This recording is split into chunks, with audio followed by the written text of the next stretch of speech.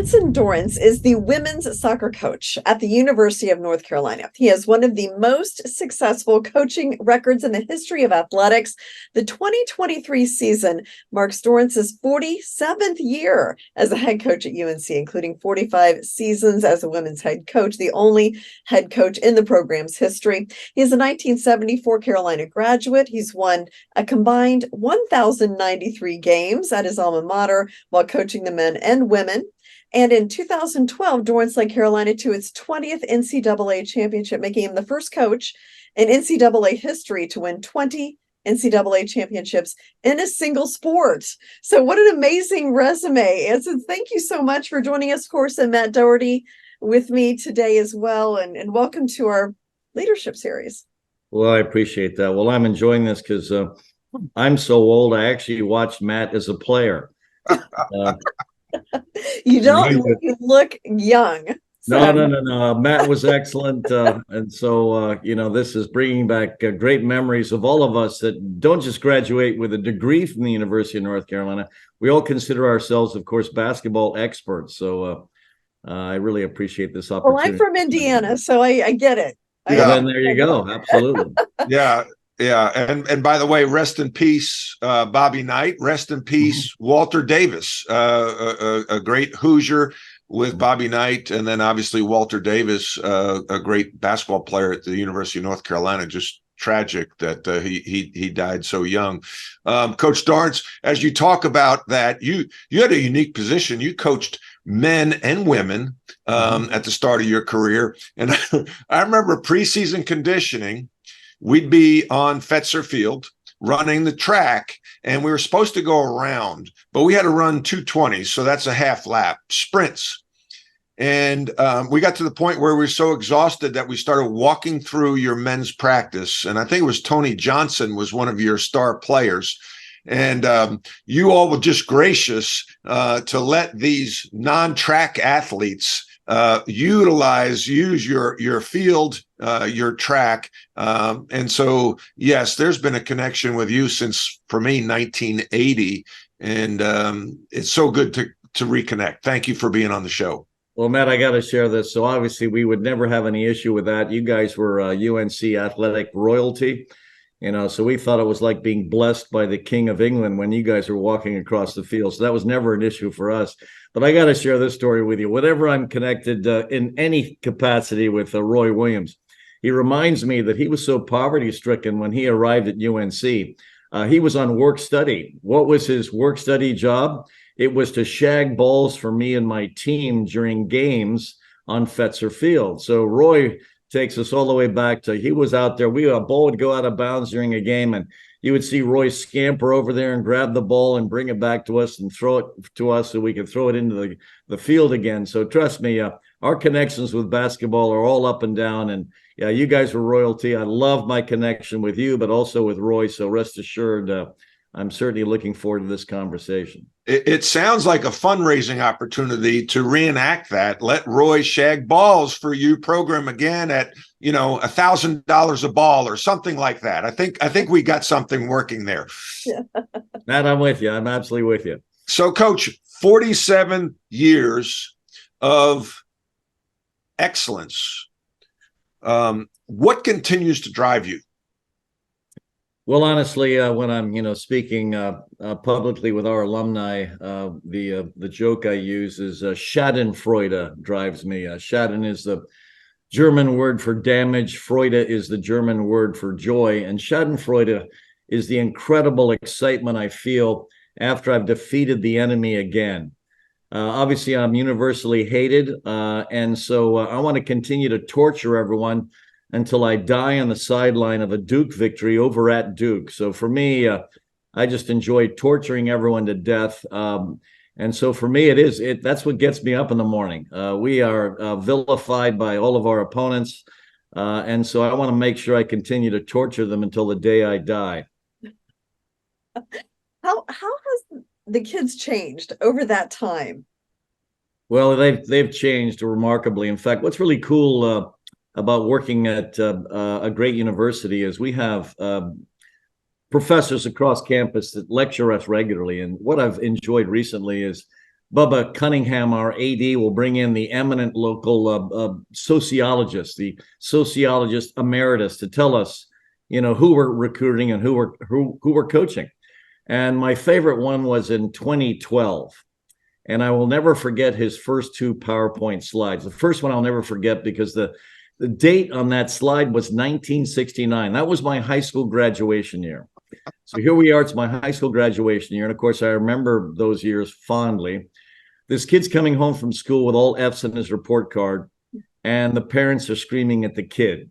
All of a sudden, the date on the slide jumps to 2012, the year he was giving us our lecture. The kid's coming home from school with all F's in his report card, and the parents are screaming at the teacher. So basically, the transition and the difference between the kids that, the way I was raised and the way the modern kid is raised. Of course, the modern kid is not held accountable for anything. The parents, through this delusion that the way they want their kids developed is with the self-esteem movement, they've never made a mistake in their lives. And if there's any sort of issue in their lives, it's someone else's fault. And so that's the sort of climate we're recruiting in now. It's the climate that we're dealing with the parents right now. And of course, at a program like this, I mean, every kid that we recruit isn't just the best player on the team he's coming from and the state he's coming from. Sometimes he's the best player east of the Mississippi or the best player west of the Mississippi. Sometimes it's the best player in the country. And what the parents can't fathom is that this kid's on the bench or not playing maximum minutes. And I got to share this story because Matt's on this with me, and so I think he'll appreciate this. One thing that's really cool about Dean Smith is he loved all of us. I mean, he loved the people he was coaching, certainly, but also his community. And when I was a young coach, he told me, he said, Anson, if you and your staff were bored and want to come watch us practice, please come join us. We will set aside a place for you to sit and all that sort of stuff. And so, yeah, I'm all over this. And so I went constantly. He always invited me in. And one day I am there, and he is all over this freshman that I thought absolutely sucked. And I'm thinking to myself, why is he wasting his time coaching this kid? I've watched him in the games. He just doesn't go after it. He doesn't compete. And I'm just apoplectic with the fact that Dean Smith is wasting all of his energy on a kid that I thought, wasn't going to help him in the least. And who was that kid? Well, it was Vince Carter. So obviously Dean knew something about this kid that I didn't know. But what was really cool about that environment is all of the kids we recruit, and not just me, certainly Dean Smith and all the other coaches here at the university, we're bringing in basically elite players.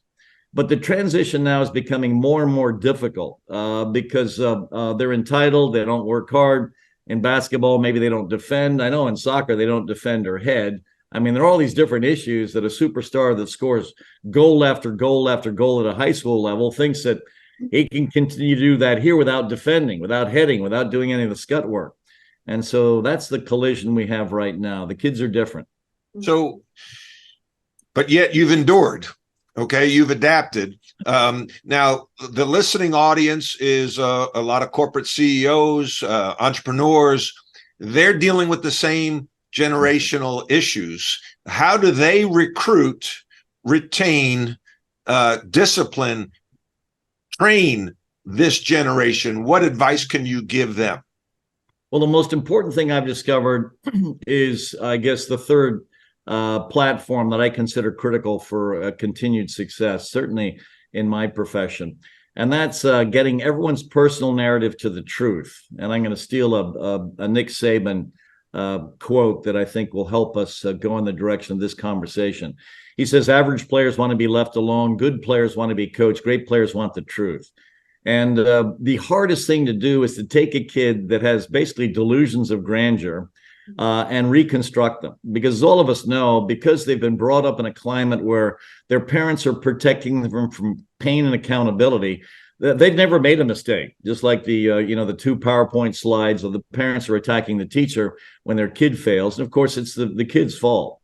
And so my job, as fast as possible, I have player conferences right as soon as preseason ends. I'm in there with all the kids, and I'm trying to take them to the truth as fast as possible. Because if you think you're protected by all these excuses, you're never going to change.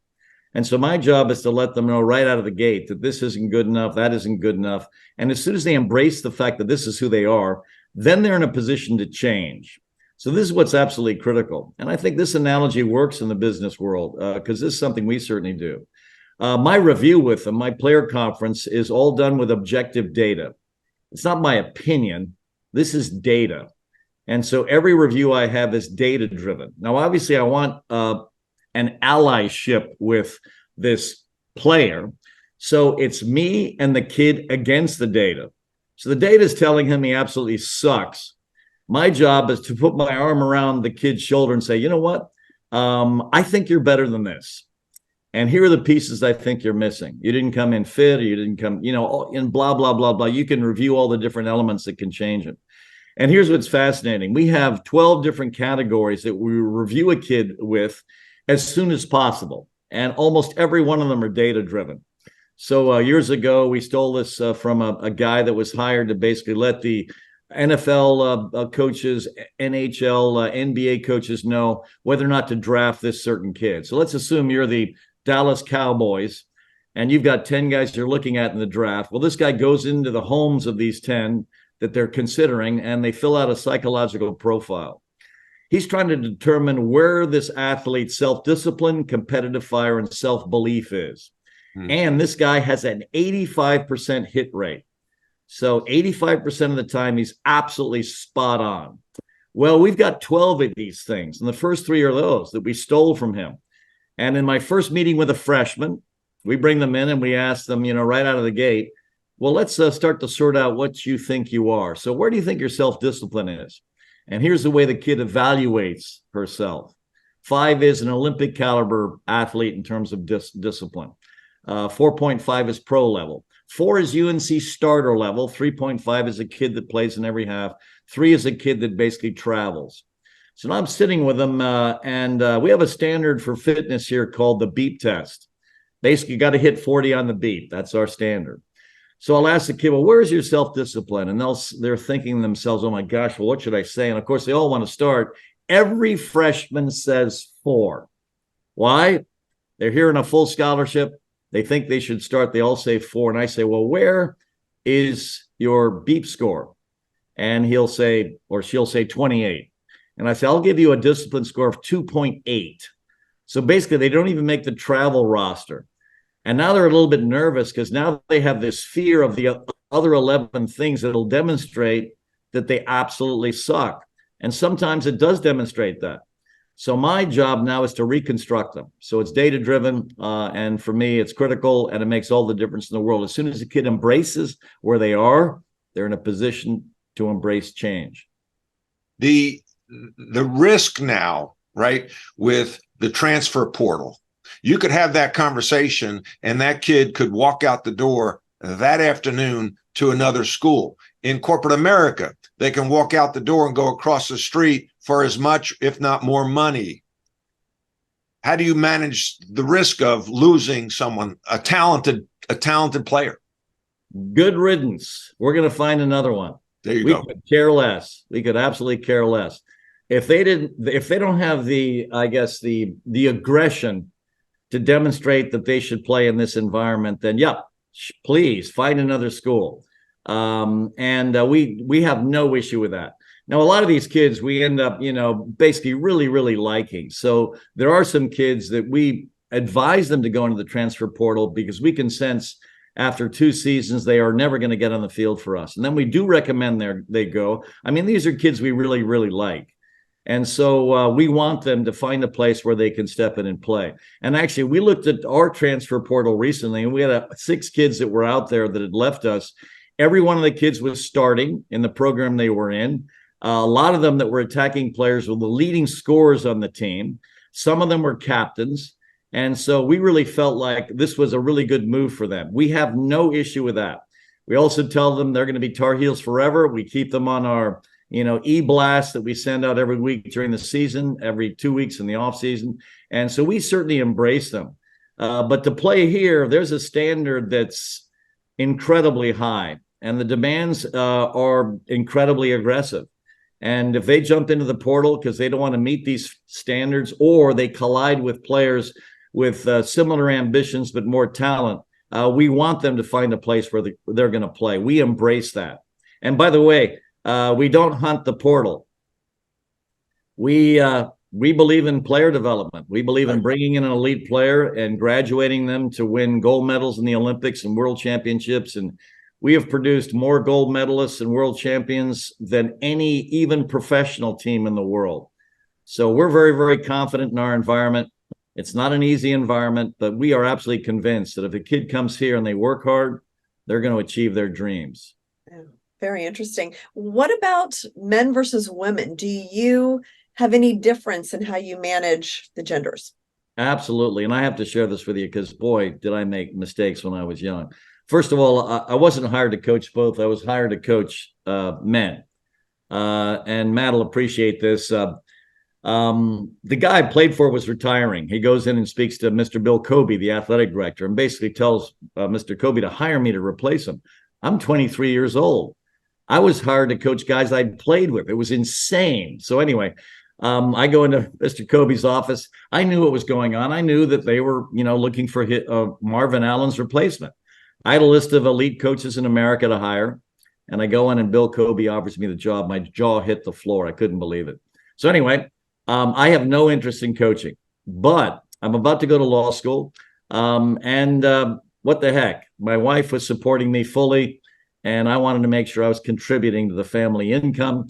And by the way, Matt, it took me 15 years to catch my wife, just FYI. Oh my gosh, was that a horrible battle as we're going into the accountant, and it took me 15 years to catch her. She was so successful. So anyway, I'm in there and I'm coaching the men. Usually you finish law school in 3 years. It was taking me 4 years because I was taking a course shy each semester to get the degree. Now it's spring of the year before I'm supposed to graduate from law school. Mr. Kobe, and this is, Richard Nixon, Title IX, the club team on campus has petitioned for varsity status. He brings me out there to look at them. I'm looking at them and I'm vetting them. And at the end of the game, he says, Anson, what do you think? I said, Mr. Kobe, they're excellent. They're fit. They're committed. Let's make them a varsity. I will share my field with them. I will share the stadium with them. Let's embrace them. And then the next words out of his mouth were, Anson, if you will coach both, I will take your part-time men's coaching position and I'll make you full-time. And all of a sudden, I'm thinking, okay, here we go. I get to make more money, get to contribute. I got to catch my wife. I'm so competitive. I couldn't believe she continued to bury me in the income sweepstakes in the home. So anyway, I'm into the next year. I'm going to law school, coaching the men and the women. I'm getting 4 to 6 hours sleep at night. I don't know about you guys. I cannot function without sleep. So I come home one day and I said, honey, I know our dream was to retire on a, by the way, the reason I was going to law school is my dad was starting his own oil company. And the joke at the time is if I was his corporate attorney, at least I wouldn't steal from my own estate. So this is family humor. I love my father. I was a dutiful son. I went to law school for him. I hated law school. Matt, I'm a miserable student. My gosh, I hated everything about school. So anyway, I come home, my poor wife. I said, honey, we're not going to retire on a yacht in the Mediterranean. I've decided to coach the soccer teams here. And gosh, my poor wife, but she embraced me. She said, Anson, you love this. We're going to be happy. Don't worry about it. So anyway, long story short, I'm coaching both. At the time I was in school, feminist literature was telling me men and women were the same. I went to a boys' boarding school for my high school education. I didn't know anything about women. The closest I came to a woman in those days, I had the leading female role in the school play my senior year. So that was my connection with women in high school. And college, and this predates you, there were no women on campus when I was here. Wow. This was a male school. Wow. We had some transfers from UNC Greensboro and from Meredith College. We were a school filled with males.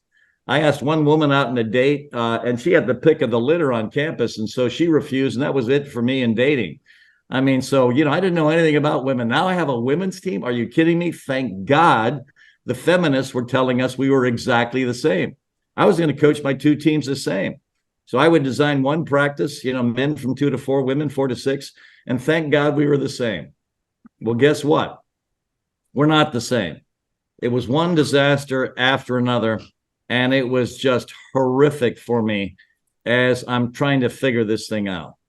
Well, to make a long conversation short, there are so many differences. I actually have chapters in a book I wrote all about the differences in coaching men and women. I speak regularly on the differences in leading men and women, and I had to change. And I apologize to those women that I coached in my early years because I clearly scarred every one of them, and most of them have forgiven me. But oh my gosh, are we different? And obviously, I mean, it's very difficult because it's not politically correct to say that there are any differences, but there are so many differences. It's just extraordinary. And we can what are the number one difference in how you approach coaching men versus women? And two, what's the name of your book? Well, we got all kinds of books out there, but let me give you the synopsis of the differences in leading men and women. Basically, what's critical if you want to lead a woman is she has to trust you. And the only way she's going to trust you is if you develop a unique and different relationship with her. You can't lead women with hierarchy. I mean, what's really wonderful about men is we have no issue with hierarchy. If a big guy were to walk into this room right now, wanted to sit in the seat I'm sitting in, I would get up and move. Why? I don't want to die. Men are very simple about their survival instincts. And so for us, hierarchy is a very simple thing for us to navigate. Women don't believe in hierarchy. They believe in relationships. And if you want to lead a woman, it can't be hierarchical. It has to be that you respect something in her that makes her unique. And then you've got to have a relationship with her that basically makes sure that she trusts you. And there are a million different ways you can lose her trust. And it's an incredibly aggressive relationship to win her trust. With men, it's not that complex. Now, the cliches I use all the time, and everyone that coaches men and women or has done this will embrace this. Women are easier to coach, but harder to manage. Men are harder to coach, but easier to manage.